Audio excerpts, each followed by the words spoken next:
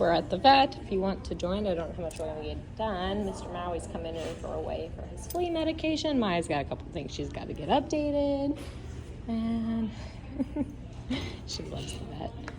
You love the vet. She's so happy we're here. You always are. Yeah, do you get to see your best friends here? All your people? Hey, Maya, do you get to see everybody? Yeah.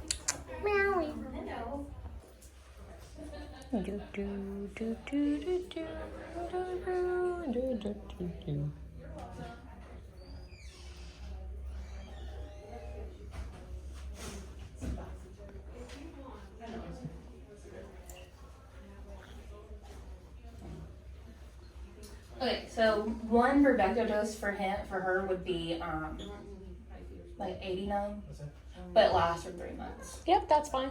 Now I believe were you using Revolution or Verbecto for that one? Whichever one had the heartworm stuff, but They both do. oh, okay. Cheaper. What's cheaper? I'm assuming they still last a few months, don't they? The Verbecto for cats lasts 2 months. Okay.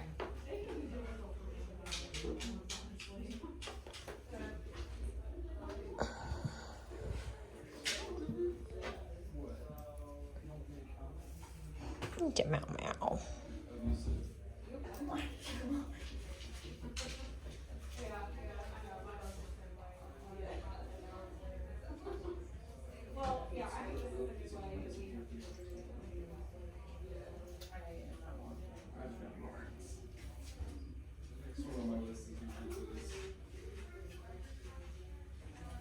Okay, so what she had last time was Revolution, and for 3 months worth, it was $100. For the Revolution? For him, sorry. And then okay. And the Verbecto is only 2 months. The Verbecto is only, the Revolution is 1 month a piece. Oh, okay. So I think that's why. But they give you 3 doses, right? I think it's 100 for the 3? Yes. Okay. And then for the Verbecto, it's $57, but it's for 2 months. 3 months. 3 month one? Yeah. The Revolution? Yeah. Let's just go ahead. That way I don't have to worry about either of them for 3 months. And then, same thing with her Heart Guard, 3 months. Okay. And then Would you be more comfortable if I did everything in here? Or would she? Yeah, she would, because she's so well trained, she doesn't have to be manhandled. And when people grab her, she's just like, whoa, what are you know, she I can tend to be, well, and I've trained her for vet appointments, and so I have certain cues I can tell her that make even her x-rays, she doesn't have to be sedated for because she just, lays there. Yeah. So, yeah, but him you can take to x-ray. I can't promise his nails won't get you, but he's usually really sweet. No. We're looking into being a therapy cat with him, so. No, we have one of our technicians here that has started kind of fear-free training with us. Oh, so most of us have been doing good. that. Can you say hi? As much as we can. Yeah, and she's not fearful. This is her favorite place. Absolute favorite place. But I have done so much training because my last service dog, he didn't really like the vet. Go ahead, up. My last service dog, he wasn't the most comfortable. Yeah, it's okay. And so with her, when I got her, I was like, we're going to change that. Well, do you care if I just take her vouchers for a second to get her weight? Yeah, that's fine. Okay. So everything went good. I was gonna try to record when they walked in, but I didn't have time to set my camera up. And it was just her getting her Bordetella and her annual. She doesn't have anything else due for a while. So anyway, when they walked in, like I always do, because it was a different tech this time, even though we have seen her before, I was like, look, Maya doesn't really like being manhandled and grabbed. She, would much rather be asked. But she doesn't react badly, but she does get tense. And like when you're grabbing and dragging her, and it's just like, whoa, what you doing? All you gotta do is ask her.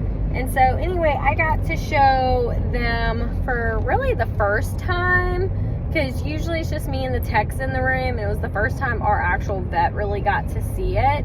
And then he implemented it himself during her physical. But when we went to do the Bordetella, because it goes in the nose, I was like, so all you have to do is just like Maya head.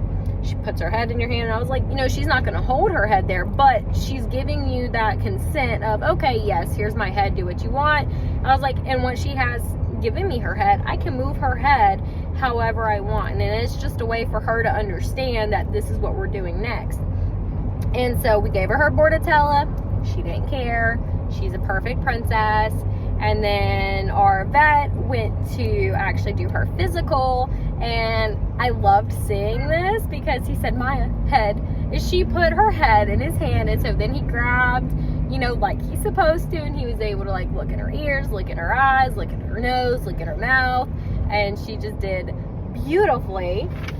And then we were talking because they've got somebody in to help them with like the fear-free veterinary stuff, like with other animals that are anxious and nervous on how to handle these animals.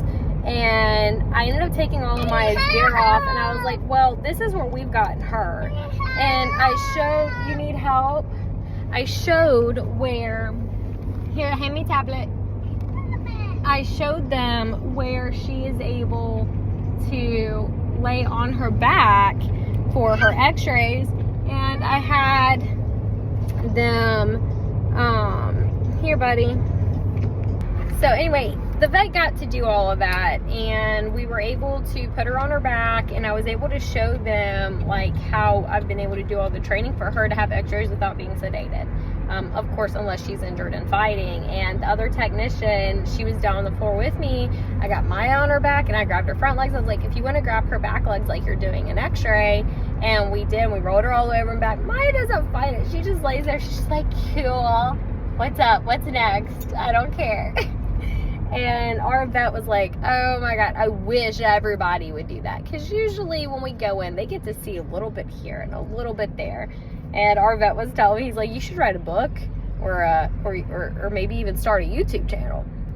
And I died. I was like, did you not realize I was a YouTuber? And he was like, no, I didn't. And I showed him my account, and he was just like, wow.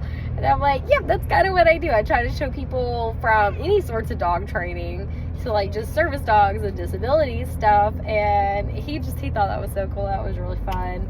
Maya ended up they gave Miss Maya a little toy, and because she's such a good girl, we were able to get all of her and Maui's stuff, because Maui did come with us, for a total of $369. Yay.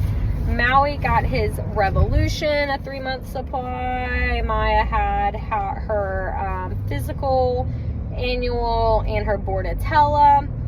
And then she got her 3-month supply of HeartGuard and her 3-month supply of Bravecto. So overall, it was a good visit, and I love seeing how happy my dog is with the vet. I love seeing how much they love her coming into the vet, and it's absolutely great. And so if you're able to train your dog, get your dog used to being grabbed on and felt on for vet visits. And when you go into the vet, bring treats, even if it's just like cut up hot dogs, and only give it to them when you're at the vet. You can make the vet a positive experience for your dog. You just have to put the time into it. Anyway, hope y'all enjoyed. Bye.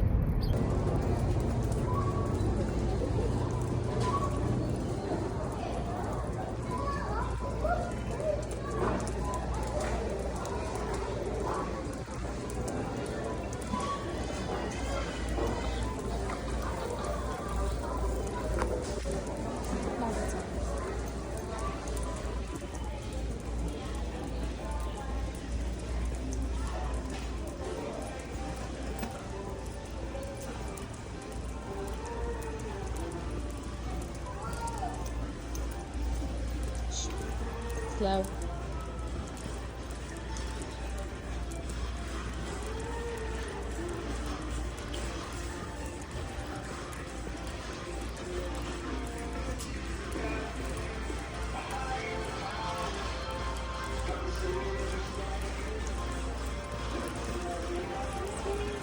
you. Right? Good girl. This is my brother's new dog, Loki, and Loki has had no leash skills or manners or anything on a leash at all. And he has drugged my brother a few times. So I'm here today to fix that. We've got a Herm Springer. We've already worked a little bit. My Loki. And he is just going, right now he's kind of going on a walk. We're gonna let him use the bathroom. And then I'm going to try to set the camera up and actually work him with the prong and see how he does. I'm guessing this is the path my brother usually takes him on when they go potty. It looks like it's been well walked recently. So I'll be back. So if you notice, I'm being so gentle. I'm not having to do much. He's wanting to go in front of my Nita. Come here, Loki. Come on, good boy. So I am keeping it very gentle with the prong, especially with these Herm Springers. If you were starting it and training it right. See what I mean? Yep, and that's fine. A little pressure because he doesn't want to do it. His brain is taking a lot more for him because he doesn't know how. So every time he goes to try to stop, I add the pressure. If he tries to back away, turn that way, he tries to cut in front of me because we're walking right now. You're not stopping. You're not going behind me. You're not trying to cut in front of me. We're walking, and this is what I want to do right now. So you got to learn to do it. Yes, good boy. What else wanted you to do? And reward. But he's never had to do this, so it makes his brain work harder because nobody ever took the time to leash train him. And so he's wanting to give up and stop doing it because it's too hard, and he can just get out of it by laying down and refusing to do it, but we're not doing that. He's a year old, he's already stubborn, he already tries to run the house, like, come on. He's already got all these impulsive controls, and he's gonna run you all over if y'all don't keep doing what you're doing, which y'all done great. You and Mom both. We gotta teach them to stop chewing books up. Yeah. Especially Mom's books. I leave it to man. And you have to catch him doing it so you can correct him in the mug. Yeah. So right there, and look, I'm not doing much. I mean, it is so gentle what I have to do. He does not mind the prong. Good boy. I think he has separation anxiety because whenever we're gone, he just tails the house up. Then he needs a crate, and he needs to be crated when you're not home. And he needs to be trained to be acclimated to the crate properly, so that the crate's a happy place. Bed, some chew toys. I brought you those bully make toys that you chew without destroying. Get y'all. That wet bone, he loves it. You need weight? Yeah, I left Maya inside. Here, you can come get him. I'm gonna sit. I'm gonna let you. Alright, do you see how he's on my left side? I want you walking him on your left side. Here. And treat him as you go. Here's some more. Or here, I'll just hold it until you need it. Maya's at the door staring at me. Do you see her? Yeah. Look, you can see her. Wait. Try to get it. Good boy, Loki. Go and get your shorter leash. There you go. That's good. If he goes to bump in front of you or like that, you need a shorter leash. Short my leash. If he goes to go behind you, just pull forward just a little bit. Just a little, like this. Not hard, just a little, because that little bit of pressure, he's going to be like, okay. If he goes to go in front of you, pull back a little. Don't let him do what he wants, right? If he goes to just stop, just hold your pressure, like a little tap. He doesn't take much cadence. And remember, with prongs, if you don't use them right, you know, he does not take much. He's very light. He takes a very light touch on a prong. Some dogs take a harder touch. He's very light. Don't you drop that leash out here. You do not have full control of this dog. Whether or not he's being okay in this moment, don't drop that leash. Because what's going to happen when a squirrel or a rabbit darts through or another dog darts through, now you don't have control because you don't have full control of him yet. Once you have full control of him, sure. But don't drop that leash. because something will happen. It's not an if, it will at some point. It will happen, and he's not going to be fully trained yet, and it will happen, and you're going to be chasing him through the woods again. Okay? Alright, walk. And you do different things, make him sit, lay down at different points. You turn around, change the direction. You don't want to, there you go. You don't want to keep pressure on it because you still want your leash to be a little slack. Because any type of pressure, they're going to feel, there you go. So only use it when you need